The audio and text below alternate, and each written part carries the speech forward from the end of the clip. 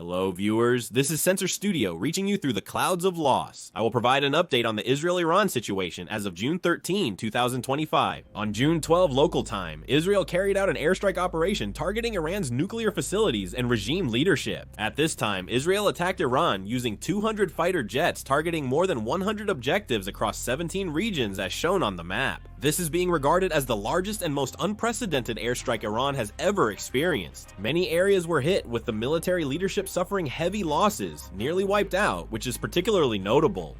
The Revolutionary Guard Commander-in-Chief, Iranian Military Chief of Staff, and over 20 generals have been confirmed dead. With the leadership gone, Iran's military could hardly respond adequately. Many nuclear facilities were destroyed or damaged, and 10 out of 12 key nuclear technology officials instrumental in nuclear development were killed. Faridun Abbasi, former head of Iran's Atomic Energy Organization, and Mohammad Mehdi Fayranchi, Iranian physicist and Islamic Azad University president, were killed. From Iran's perspective, this was a tremendous loss, showcasing Israel's remarkable cleverness. They selectively targeted only the top military leaders of the Air Force and Revolutionary Guard who could directly strike or interfere with Israel, leaving the Iranian army generals untouched. This indicates their extensive intelligence capabilities, as they precisely track the movements and locations of top military leaders. Israel carried out airstrikes over several hours. They conducted 2 major airstrikes followed by sporadic attacks. Iran responded about 6 hours after the initial airstrike, launching over 100 drones toward Israel. However, most of these drones failed to inflict significant damage to Israel. In fact, in the case of Jordan, when Iranian drones entered its airspace, they actively intercepted them. In this way, Iran was only showing a one-sided response against Israel. Then, at around 9 to 10 post-meridian local time, Iran began attacking Israel in 2 waves with about 150 to 200 ballistic missiles.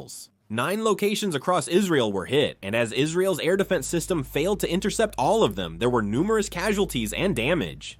Missiles struck Jerusalem, Israel's capital, and Tel Aviv, its largest city, resulting in numerous civilian injuries.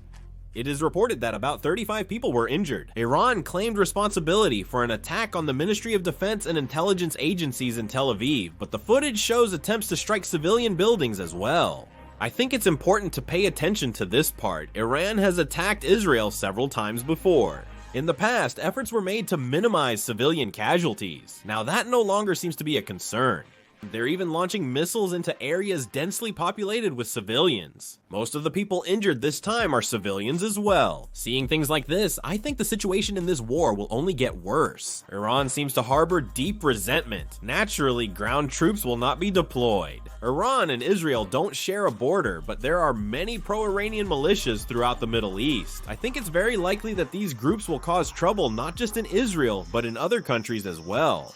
The Middle East situation is complex and rapidly evolving, requiring close monitoring. We are monitoring the current Middle East situation. Please stay safe. That's all for now. Thank you.